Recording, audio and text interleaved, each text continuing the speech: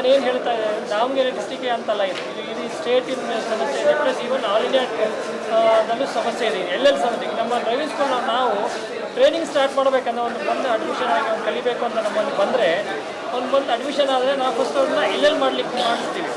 ಎಲ್ಲೆಲ್ಲಿ ಅಂತಂದರೆ ಆನ್ಲೈನಲ್ಲಿ ಕೂತ್ಕೊಂಡು ಅವ್ರು ಎಲ್ಲೆಲ್ಲಿ ಟೆಸ್ಟ್ ಕೊಟ್ಟು ಪರೀಕ್ಷೆ ಆಗಿ ಎಲ್ಲ ಬಂದು ಅಡ್ಮಿಷನ್ ಆದ ತಕ್ಷಣ ಫಸ್ಟ್ ಎಲ್ಲೆಲ್ಲಿ ಮಾಡ್ಕೊಳ್ಳಿ ಅಂತೇಳಿ ಹೇಳ್ತೀವಿ. ಎಲ್ಲೆಲ್ಲಿ ನಮ್ಮ ಆಫೀಸಲ್ಲಿ ಸಿಸ್ಟಮ್ ನನ್ನ ಮುಂದೆ ಕೂರಿಸ್ಕೊಂಡು ಅವ್ರಿಗೆ ಎಲ್ಲೆಲ್ಲಿ ಕೊಡಬೇಕು, ಎಲ್ಲೆಲ್ಲಿ ಟೆಸ್ಟಿಗೆ ಪರೀಕ್ಷೆ ಕೂರಿಸ್ಬೇಕು, ಅಲ್ಲಿ ಪ್ರಿಪೇರ್ ಮಾಡಿ ಅವ್ರನ್ನ ಎಲ್ಲೆಲ್ಲಿ ಪರೀಕ್ಷೆ ಕೂರಿಸ್ಬೇಕು.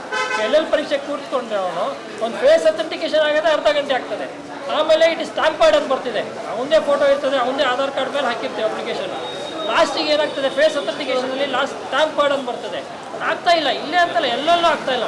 ಈ ವ್ಯವಸ್ಥೆಯನ್ನು ಇಲ್ಲಿ ಸುಮಾರು ಲಾಸ್ಟ್ ಒಂದು 3-4 ತಿಂಗಳಿಂದ ನಡೀತಾ ಇದೆ. ಈಗ ನಮ್ಮ ಎಲ್ಲೆಲ್ಲಿ ಆಗೋದ್ರ ಕಾರಣ, ಎಲ್ಲೆಲ್ಲಿ ಆಗದೇ ಇರೋದ ಕಾರಣ ನಮ್ಮ ಟ್ರೈನಿಂಗ್ಗಳು ಸ್ಟಾರ್ಟ್ ಮಾಡೋಕ್ಕೆ ಬರೋದಿಲ್ಲ. ಎಲ್ಲೆಲ್ಲಿ ಟ್ರೈನಿಂಗ್ ಹೆಂಗೆ ಸ್ಟಾರ್ಟ್ ಮಾಡ್ಬೇಕು ನಾವು ಅಂತ, ಆ ಥರ ಡ್ರೈವಿಂಗ್ ಸ್ಕೂಲ್ ಯಾವ ಥರ ನಡೆಸಬೇಕು ಭಾಳ ಕಷ್ಟ ಆಗ್ತದೆ. ಈ ಎಲ್ಲೆಲ್ಲಿ ವ್ಯವಸ್ಥೆ ಏನಿದೆಯಲ್ಲ, ನಮ್ಮ ಸಾರಿಗೆ ಇಲಾಖೆಯವರು, ನಮ್ಮ ಸಾರಿಗೆ ಮಿನಿಸ್ಟ್ರು, ನಮ್ಮ ಸಾರಿಗೆ ಸಚಿವರು, ನಮ್ಮ ರಾಮಲಿಂಗಾರೆಡ್ಡಿ ಮೊನ್ನೆ ತಾನೇ ಹೋದ ವಾರ ಒಂದು ಸ್ಟೇಟ್ಮೆಂಟ್ ಕೊಟ್ಟಿದ್ದಾರೆ. 11 ಸೇವೆಗಳು ಆನ್ಲೈನ್ ಮಾಡಿದ್ದೀವಿ, ಸಾರ್ವಜನಿಕರಿಗೆ ಇದನ್ನು ಮಾಡಿದ್ದೀವಿ ಅಂತ ಹೇಳಿದ್ದಾರೆ. ಆ ವ್ಯವಸ್ಥೆ ತಾವು ಸಿಸ್ಟಮ್ ಪೇಪರಲ್ಲಿ ಕೊಟ್ಟಿದ್ದೀರಲ್ಲ, ತಾವು ನೋಡಿದ್ದೀರಾ ಸರ್? ಅದು ಆಗ್ತಾ ಇದೆನಾ, ಎಲ್ಲಿ ಮಟ್ಟಿಗೆ ಆಗ್ತಾ ಇದೆ, ಏನು ನೋಡ್ಬೇಕು ತಾವು.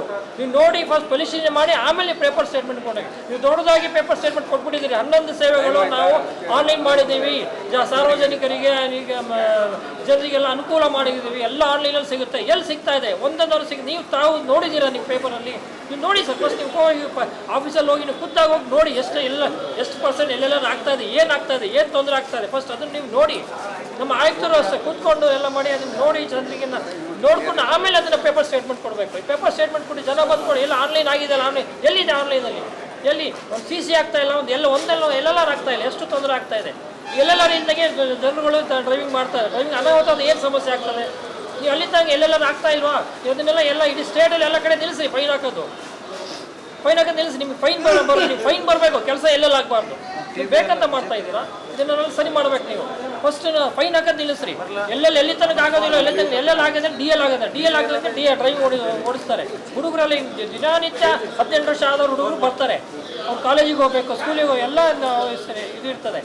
ಅವರೆಲ್ಲ ಮಾಡ್ಬೇಕಾ, ಲೈಸೆನ್ಸ್ ಬೇಕಾ, ಲೈಸೆನ್ಸ್ ಇಲ್ಲ ಡ್ರೈವಿಂಗ್ ಅನಾಹುತ ಆದರೆ ಒಂದಕ್ಕೊಂದು ಲಿಂಕ್ ಇದೆ. ನಿಮಗೆಲ್ಲ ಇದು ಗೊತ್ತುಂಟು, ನಾವೆಲ್ಲ ಹೇಳೋದೇನು ಅವಶ್ಯಕತೆ ಇಲ್ಲ. ತಾವು ಬಂದು ನೋಡಿ. ನೀವು 11 ಸೇವೆ ನೀವೇನು ಮೊನ್ನೆ ಪೇಪರಲ್ಲಿ ಕೊಟ್ಟಿದ್ದೀರಲ್ಲ, ಅದು ಎಷ್ಟು ಮಟ್ಟಿಗೆ ಆಗ್ತಾ ಇದೆ, ಎಷ್ಟು ಪರ್ಸೆಂಟೇಜ್ ಆಗ್ತಾ ಇದೆ, ಎಷ್ಟು ಪರ್ಸೆಂಟೇಜ್ ರಿಜೆಕ್ಟ್ ಆಗ್ತಾ ಇದೆ, ಏನಾಗ್ತಾ ಇದೆ, ಏನು ಪ್ರಾಬ್ಲಮ್ ಆಗ್ತಾ ಇದೆ, ಏನು ಗ್ರೌಂಡ್ ಲೆವೆಲ್ ಎಷ್ಟು ಕೆಲಸ ಆಗ್ತಾ ಇದೆ ಆಫೀಸ್ಗಳಲ್ಲಿ ನೋಡಿ, ಎಷ್ಟು ತೊಂದರೆ ಆಗ್ತದೆ. ಸಾರ್ವಜನಿಕರಿಗೆ ಎಷ್ಟು ಅನುಕೂಲ ಮಾಡಿ ಅಂತಂದರೆ ಅನಾನುಕೂಲ ಮಾಡಿದ್ದೀರಾ. ಇಲ್ಲ ಆನ್ಲೈನ್ ತೆಗೆದುಬಿಡ್ರಿ, ಏನೇ ಸರಿ ಮಾಡಿ ಸರ್. ನಮ್ಮ ಸಾರಿಗೆ ಆಯುಕ್ತ ನಮ್ಮ ಚೀಫ್ ಮಿನಿಸ್ಟರ್ ಸಿದ್ದರಾಮಯ್ಯ ಸಾಹೇಬ್ರಿಗೆ ಇದು ಮನವಿ ಮಾಡ್ತೀವಿ. ನಮ್ಮ ಕೂಡ ಇದು ಧ್ವನಿ ಇದು ದಾವಣಗೆರೆ, ನಮ್ಮ ದಾವಣಗೆರೆ ಅಷ್ಟೇ ಅಲ್ಲ, ಇದು ನಮ್ಮ ಕರ್ನಾಟಕ ಜಿಲ್ಲೆಯ ಪ್ರತಿ ಸಾರ್ವಜನಿಕ ಪ್ರತಿಯೊಂದು ಇವ್ರಿಗೂ ಧ್ವನಿ ಅಂತ ತಿಳ್ಕೊಳ್ಳಿ. ಇದನ್ನು ಎಲ್ಲಿವರೆಗೂ ಹೋರಾಟ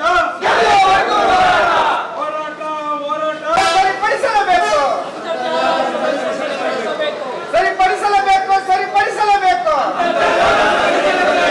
ವಾಹನ ಚಾಲನಾ ತರಬೇತಿ ಶಾಲೆಯ ಮಾಲೀಕರ ಸಂಘ ದಾವಣಗೆರೆ ಹಾಗೂ ಜಿಲ್ಲಾ ಲಾರಿ ಮಾಲೀಕರ ಸಂಘ ದಾವಣಗೆರೆ ಅಂತರ್ಜಾಲ ಕೇಂದ್ರಗಳ ವ್ಯವಸ್ಥಾಪಕರು ಹಾಗೂ ಸಾರ್ವಜನಿಕರ ಸಮ್ಮುಖದಲ್ಲಿ ಈ ದಿನ ನಡೆದ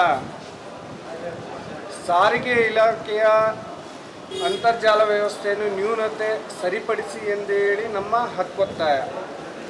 ಏಕೆಂದರೆ ನಾವು ವಾಹನ ಚಾಲನೆ ತರಬೇತಿಯನ್ನು ಕಲಿಕಾ ಚಾಲನಾ ಪರವಾನಗಿ ಮಾಡಿಬಿಟ್ಟು ನಾವು ಚಾಲನೆ ಕಲಿಸ್ಬೇಕು ಅವ್ರಿಗೆ. ಎಲ್ಲೆಲ್ಲರೇ ಟೆಸ್ಟೇ ಆಗ್ತಾ ಇಲ್ಲ ಅಂದರೆ ನಾವು ಹೆಂಗೆ ಜೀವನ ಮಾಡಬೇಕು, ಆಮೇಲೆ ಹೆಂಗೆ ದುಡಿಬೇಕು, ಹೆಂಗೆ ಸಂಬಳ ಕೊಡಬೇಕು ಕೆಲಸಗಾರರಿಗೆ. ಸುಮಾರು 3 ತಿಂಗಳಿಂದ ಈ ವ್ಯವಸ್ಥೆ ಇದೇ ರೀತಿಯಲ್ಲಿ ಕುಂಠಿತವಾಗಿದೆ. ಈ ವ್ಯವಸ್ಥೆ ಸಾರಿಗೆ ಇಲಾಖೆ ಕಣ್ಮುಚ್ಚಿ ಕುಳಿತಿದೆ. ಇನ್ನೂ ಒಂದೇನೆಂದರೆ, ರಾಜ್ಯ ಸರ್ಕಾರ ಮತ್ತು ಕೇಂದ್ರ ಸರ್ಕಾರ ನಡುವೆ ಸಹಮತವಿಲ್ಲದಿರುವುದು ಇದಕ್ಕೆ ಮೂಲ ಕಾರಣ. ಯಾಕೆಂದರೆ ಕೇಂದ್ರ ಸರ್ಕಾರ ಮಹಾರಾಷ್ಟ್ರದಲ್ಲಿ BJP ಸರ್ಕಾರ ಇದೆ, ಅಲ್ಲಿ ಸರಿ ಹೋಗಿದೆ. ರಾಜಸ್ಥಾನದಲ್ಲಿ ಸರಿ ಹೋಗಿದೆ, ಮಧ್ಯಪ್ರದೇಶದಲ್ಲಿ ಸರಿ ಹೋಗಿದೆ. ಕರ್ನಾಟಕದಲ್ಲಿ ಯಾಕೆ ಸರಿ ಹೋಗ್ತಾ ಇಲ್ಲ? ಕರ್ನಾಟಕದಲ್ಲಿ ಮಾತ್ರ ತಂತ್ರಜ್ಞಾನ ಉಪಯೋಗಿಸ್ತಾ ಇದ್ದಾರಾ? ಎಲ್ಲ ರಾಜ್ಯದಲ್ಲಿ ತಂತ್ರಜ್ಞಾನ ಉಪಯೋಗಿಸ್ತಾ ಇದ್ದಾರೆ. ಮೂಲ ಕಾರಣ ಸಾರಥಿಯ ಪರಿಣಿತರ ಕೊರತೆ ಎದ್ದು ಕಾಣುತ್ತದೆ ಹಾಗೂ ಸಾರಿಗೆ ಇಲಾಖೆಯ ಕೊರತೆ ಇದರಲ್ಲಿ ಎದ್ದು ಕಾಣುತ್ತಿದೆ. ಇದನ್ನು ಸಾರಿಗೆ ಸಚಿವರು ಮತ್ತು ಮಾನ್ಯ ಮುಖ್ಯಮಂತ್ರಿಗಳು ಮನಗಂಡು ಇಡೀ ರಾಜ್ಯದಲ್ಲಿ ಈ ವ್ಯವಸ್ಥೆಯನ್ನು ಸರಿಪಡಿಸಬೇಕು ಮತ್ತು ದಾವಣಗೆರೆ ಸಾರಿಗೆ ಇಲಾಖೆ ವ್ಯಾಪ್ತಿ ದೊಡ್ಡದಾಗಿದ್ದು ದಾವಣಗೆರೆ ಜಿಲ್ಲೆಯ ಜನತೆಯ ಅನುಗುಣವಾಗಿ DL ಟೆಸ್ಟ್ ಸ್ಲಾಟ್ಗಳು ಬಿಡಬೇಕು. ಅದನ್ನು 125 ಇರೋದು ಇವಾಗ 100ಕ್ಕೆ ತಂದಿದ್ದಾರೆ DL ಟೆಸ್ಟ್ ಸ್ಲಾಟ್. ಅದನ್ನು ಕೂಡ ಕಡಿಮೆ ಮಾಡಿದ್ದಾರೆ. ಅದು ಬೇರೆ ಬೇರೆ ರೀತಿ ಬೇರೆ ಬೇರೆ ಇದಕ್ಕೆ ಅನುಕೂಲ ಆದ ರೀತಿಯಲ್ಲಿ ಮಾಡ್ತಿದ್ದಾರೆ. ಅದನ್ನು ನಾವು ಹೇಳಬಾರ್ದು. ಇದೇ ರೀತಿ ಸಾರಿಗೆ ಇಲಾಖೆ ಮುಂದುವರಿಸಿದ್ದೇ ಆದರೆ ಮುಂದೆ ಉಗ್ರವಾದ ಹೋರಾಟವನ್ನು ನಾವು ವಾಹನ ಚಾಲನಾ ತರಬೇತಿ ಶಾಲೆಗಳಿಂದ ಹಮ್ಮಿಕೊಳ್ಬೇಕಾಗುತ್ತೆ. ಹಾಗೆ ದಾವಣಗೆರೆ ಸಾರಿಗೆ ಇಲಾಖೆಯಲ್ಲಿ ಉತ್ತಮ ಸಾರಥಿಯ ಪರಿಣಿತರನ್ನು ನೇಮಕ ಮಾಡಬೇಕು. ನೋಂದಣಿ ಪ್ರಮಾಣ ಪತ್ರ, ಚಾಲನಾ ಪರವಾನಗಿ ಪ್ರಮಾಣ ಪತ್ರ, ಕಲಿಕಾ ಪರವಾನಗಿ ಪತ್ರ ಇದುವರೆಗೂ ಸರಿಯಾದ ರೀತಿಯಲ್ಲಿ ಜನಗಳಿಗೆ ಸಾರಿಗೆ ಇಲಾಖೆ ಸ್ಪಂದಿಸದೆ ದಾವಣಗೆರೆ ಸಾರ್ವಜನಿಕರಿಗೆ ತೊಂದರೆಯನ್ನು ಉಂಟು ಮಾಡುತ್ತದೆ. ಈ ವ್ಯವಸ್ಥೆಯನ್ನು ಆದಷ್ಟು ಶೀಘ್ರ ಬಗೆಹರಿಸಬೇಕು ಎಂದು ಮನವಿ ಮಾಡಿಕೊಳ್ಳುತ್ತಿದ್ದೇವೆ. ಸಾರಿಗೆ ಇಲಾಖೆ ಸರಿಪಡಿಸಲೇಬೇಕು.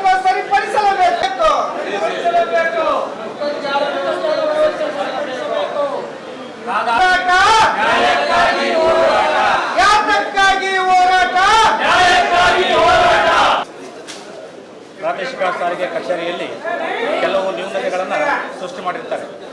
ಮೊದಲನೇದಾಗಿ CC ಅಂದರೆ ಕೆಲವು ಲೈಟ್ ಮೋಟರ್ ವೆಹಿಕಲ್ಸ್, ಗೂಡ್ಸ್ ವೆಹಿಕಲ್ಸ್ಗಳು ಕೆಲವು ಇರ್ಬೋದು. ಅಂಥವನ್ನ ಈ ರಾಜ್ಯದಿಂದ ಬೇರೆ ರಾಜ್ಯಕ್ಕೆ ಹೋಗುವಾಗ ಕ್ಲಿಯರ್ ಸರ್ಟಿಫಿಕೇಟ್ ಅಂತ ಕೊಡ್ತಾ ಇದ್ದೀವಿ. ಹಿಂದೆಲ್ಲ ನಾವು ಅಪ್ಲೈ ಮಾಡಿದಾಗ 2 ದಿನ 3 ದಿನದಲ್ಲಿ ಕ್ಲಿಯರ್ ಸರ್ಟಿಫಿಕೇಟ್ ಇಶ್ಯೂ ಮಾಡ್ತಾಯಿದ್ರು. ಈಗ ಸುಮಾರು 3 ತಿಂಗಳಿಂದ ಅದೇನೋ ಅವರು ಹೈಟ್ ಇದು ಮಾಡ್ತೀವಿ, ಇಂಪ್ಲಿಮೆಂಟ್ ಮಾಡ್ತೀವಿ ಅಂತಂದು ಹೇಳಿ ತೊಂದರೆ ಮಾಡಿದ್ದಾರೆ. ಅದಕ್ಕೆ ಇಶ್ಯೂ ಆಗ್ತಾಯಿಲ್ಲ. ಆಮೇಲೆ ಅದು ಮತ್ತೆ ಮಾತಾಡಿದಾಗ RTO ಸಾಹೇಬ್ರ ಮಾತಾಡಿದಾಗ ಸಾಹೇಬರು ಇಲ್ಲಪ್ಪ ಅದು ಆಲ್ಟರ್ನೇಟ್ ಫೀಸ್ ಆಗಬೇಕು ಅಂತಂದೇಳಿ 762 ಫೀಸ್ ಕಟ್ಸ್ಕೊಳ್ತಾ ಇದ್ದಾರೆ. ಫೀಸ್ ಕಟ್ಸ್ಕೊಂಡ್ರೆ ಅದು ಕಾರ್ಡ್ ಬರಬೇಕು, ತಿಂಗ್ಳುಗಟ್ಟಲೆ ಕಾರ್ಡ್ ಬರ್ತಾ ಇಲ್ಲ. ಎರಡನೇದಾಗಿ ರಹದಾರಿಗಳು ಅಂದರೆ ಪರ್ಮಿಟ್ಗಳು, ನಮ್ಮ ಭಾಷೆಯಲ್ಲಿ ಪರ್ಮಿಟ್ಗಳ ರಿಜಿಸ್ಟರ್ ಮಾಡಿರ್ತೀವಿ, ಪರ್ಮಿಟ್ಗಳು ಎಂಟ್ರಿ ಮಾಡಲಿಕ್ಕೆ ಬರೋಲ್ಲ, ತಾಂತ್ರಿಕ ದೋಷ ಇದೆ. ಆಮೇಲೆ ಸ್ಲ್ಯಾಟ್ ಅಂತ ಮಾಡಿದ್ದಾರೆ DL ಸಂಬಂಧಪಟ್ಟಂಗೆ. DL ಸ್ಲ್ಯಾಟ್ ಅಂದರೆ ನಾವು ಈ ದಿನ ಎಲ್ಲೆಲ್ಲಿ ತೊಗೊಂಡಿರ್ತೀವಿ 30 ದಿನ ಬಳಿಕ ಅದನ್ನು ನಾವು ಟೆಸ್ಟ್ಗೆ ಹಾಕೊಳ್ತೀವಿ. ಅದನ್ನು ಇವ್ರೇನು ಮಾಡಿದ್ದಾರೆ, ಸ್ಲ್ಯಾಟ್ ಅಂತ ಮಾಡಿದ್ದಾರೆ. ಅಂದರೆ ಫಾರ್ ಎಕ್ಸಾಂಪಲ್ ಇವತ್ತು 31/10/2025 ಇತ್ತು, ಅಚಾನಕ್ ಕಾರಣ ಮತ್ತೆ ಅವರು ಸ್ಲ್ಯಾಟ್ ತೊಗೋಬೇಕು. ಈ ರೀತಿ ಹೇಳಿದ್ರಿಂದ ಸ್ಲ್ಯಾಟ್ ತಗೊಂಡ್ರೆ ಅದು ಅವಶ್ಯಕತೆ ಇಲ್ಲ. ಓಲಿ ಸ್ಪೆಸಿಫಿಕ್ಕಾಗಿ ಇವತ್ತು 31/10 ಕೊಟ್ಟಿದ್ದಾರೆ, ಅದು ನಾಳೆ ಬರಲ್ಲ ಅಂತಂದೇಳಿ ಹೇಳಿ 31/10 ಇದ್ದವು ಬರ್ತವೆ, ಇಂದು ಇದ್ದವು ಮಾಡ್ತಾ ಇದ್ದಾರೆ. ಇದನ್ನು ಸ್ಪೆಸಿಫಿಕ್ ಇವತ್ತೇ ಹಾಕಬೇಕು. ಎಲ್ಲೆಲ್ಲಿ ತೊಗೊಂಡು ನಮಗೆ 6 ತಿಂಗಳು ಟೈಮ್ ಇರ್ತದೆ. 1 ತಿಂಗಳು ಆದಮೇಲೆ ಯಾವತ್ತು ಅವ್ನು ಅನುಕೂಲ ಆಗುತ್ತೆ ಅವತ್ತು ಬಂದುಬಿಟ್ಟು ಅವನು DL ತೊಗೊಂಡು ಹೋಗ್ತಾನೆ. ಇದರಿಂದ ಅವ್ನು ಸಾರ್ವಜನಿಕ ಅನುಕೂಲ. ಇದರಿಂದ ಇವ್ರು ಮಾಡ್ತಕ್ಕಂಥದ್ದು ಏನೂ ಇಲ್ಲ. ಆಮೇಲೆ 31 ಬಂದಿಲ್ಲ ಅಂದರೂ ಮತ್ತೆ ನಾಳೆ ಬಂದರೂ ಹಾಗೆ ಆಗುತ್ತದೆ. ಅದು ಮತ್ತೆ ಬೇರೆ ವ್ಯವಸ್ಥೆ ಇರ್ತದೆ. ಅದಕ್ಕೆ ಅದನ್ನು ಸರಿಪಡಿಸ್ಬೇಕು. ಆಮೇಲೆ ಪರ್ಮಿಟ್ ಹೇಳಿದೆ, ಪರ್ಮಿಟ್ಗಳು ಕೆಲವೊಂದು ಪರ್ಮಿಟ್ಗಳಲ್ಲಿ ಎಂಟ್ರಿ ಮಾಡೋಕ್ಕಿರಲ್ಲ, ಅದಿರಲ್ಲ, ಇದೆಲ್ಲ ಹೇಳ್ತಾರೆ. ಈ ಸಮಸ್ಯೆಗಳು ಭಾಳ ಸಮಸ್ಯೆಗಳಿದೆ, ಸರಿಪಡಿಸಬೇಕು. ಏನು ಹೇಳಿದ್ರು ಏನು ಹೇಳ್ತಾರೆ, ಸಾರಿಗೆ ಅಧಿಕಾರಿಗಳು ಹೇಳ್ತಾರೆ ನಮಗೆ ಏನು ಕಂಡಿಲ್ಲಪ್ಪ, ಇದು ಬೆಂಗಳೂರು ಹೆಡ್ ಆಫೀಸು, ನಮ್ಮಲ್ಲಿಲ್ಲ, ನಾವು ಅಲ್ಲಿ ಬರಿತೀವಿ ಇಲ್ಲಿ ಬರಿತೀವಿ, ಬಟ್ ಇಲ್ಲಿ ಕುಂದು ಕೊಡ್ತೀವಿ ನೋಡೋರು ಯಾರು ದಿವಸ ಬೆಳಕಾದ್ರೆ ಹೋದ್ರೆ ಇದು ಸರಮಾಲೆಗಳಿದ್ದಾವೆ. ಈಗಂತೂ ಎಲ್ಲೆಲ್ಲ ಅಂತ ಅವ್ರು ಹೇಳಿದಾಗೆ ಅದನ್ನ ನಿನ್ನೆ ಕೊಟ್ಟಿದ್ದೇವೆ. 2 ತಿಂಗಳಂತ ಬರ್ತಾ ಇಲ್ಲ. ಅದೇನೋ ಭಾಳ ಇಂಪ್ಲಿಮೆಂಟ್ ಮಾಡಿದ್ದಾರೆ, ಅದು ಯಾರು ಮಾಡ್ಲಿಕ್ಕೆ ಬರಲ್ಲ ಆ ಟೈಮ್. ಅದಕ್ಕೆ ನಾವು ಹೇಳಿದ್ರೆ ಮೊದಲೇ ಆಗಿತ್ತು, ಆಫೀಸ್ ಕರೆಕರಿಸಿ ಕ್ಯಾಂಡಿಡೇಟನ್ನು ಪರೀಕ್ಷೆ ಮಾಡಿ, ಅವ್ನ ಕಣ್ಣು ಕಾಲು ಪರೀಕ್ಷೆ ಮಾಡಿ ಎಲ್ಲೆಲ್ಲಿ ಇಶ್ಯೂ ಮಾಡಿ 1 ತಿಂಗಳ ನಂತರ ಅವ್ನಿಗೇನಿದೆ ಡೀಲನ್ನು ಕೊಟ್ಬಿಡಿ, ಸಾರ್ವಜನಿಕ ಅನುಕೂಲ ಆಗುತ್ತೆ. ನೀವು ಸರ್ಕಾರದವರು ಸಾರ್ವಜನಿಕರಿಗೆ ಅನುಕೂಲ ಮಾಡಬೇಕೆ ವಿನ ಕೈಲಾದಷ್ಟು ಅನನುಕೂಲ ಮಾಡೋದ್ರಿಂದ ನೀವು ಸರಿ ಹೋಗಲ್ಲ. ಇದು ಹೀಗಾಗಿ ಈ ಹೇಳ್ತೇನೆ, ಈ ಇದೊಂದು ಉದಾಹರಣೆ ಕೊಟ್ಟಿದ್ದೀನಿ. ಇದಾಗಲಿಲ್ಲ ಅಂದರೆ ಇನ್ನೊಂದು 3 ಲಕ್ಷ ನೋಡ್ಬಿಟ್ಟು ನಾವಿನ್ನೂ ಹೆಚ್ಚಿನ ಸಂಖ್ಯೆಯಲ್ಲಿ ಹೋರಾಟ ಮಾಡ್ತೀವಿ.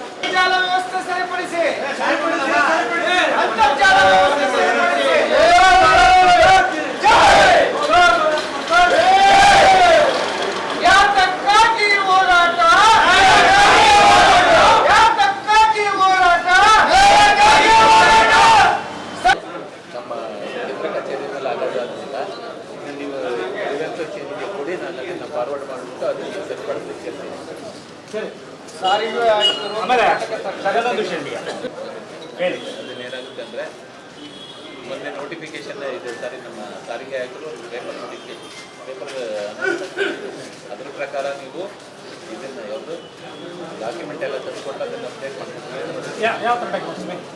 ನೀವು ಆ ಗಾಡಿದು ಸ್ಪೆಸಿಫಿಕೇಶನ್ ಏನೇನಿದೆಯೋ ಅದನ್ನು ತಂದುಕೊಡ್ಬೇಕು ಕೊಡಿ ಅಂತ ಸಾರಿಗೆ ಆಯುಕ್ತರು ಹೇಳಿದರು.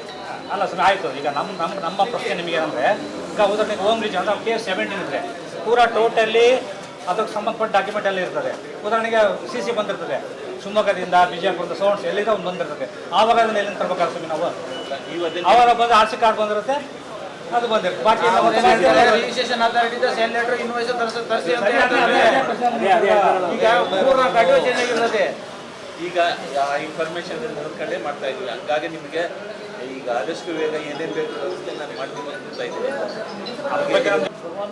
ಉಪ ಆಯುಕ್ತರು ಹಾಗೂ ಉಪ ಸಾರಿಗೆ ಆಯುಕ್ತರು ಹಾಗೂ ನಮ್ಮ ಪ್ರಾದೇಶಿಕ ಸಾರಿಗೆ ಅಧಿಕಾರಿಗಳಾದ ಭಗವಂತ ದಾಸ್ ಸರ್ ಅವರು ಕೂಡ ಇವರ ಮುಖೇನ ನಾವು ಜಿಲ್ಲಾ ಉಸ್ತುವಾರಿ ಸಚಿವರು ಹಾಗೂ ರಾಜ್ಯ ಸಾರಿಗೆ ಇಲಾಖೆ ಸಚಿವರು ಅವ್ರಿಗೂ ಕೂಡ ಮನವಿ ಮಾಡಿಕೊಟ್ಟಿದ್ದೇವೆ.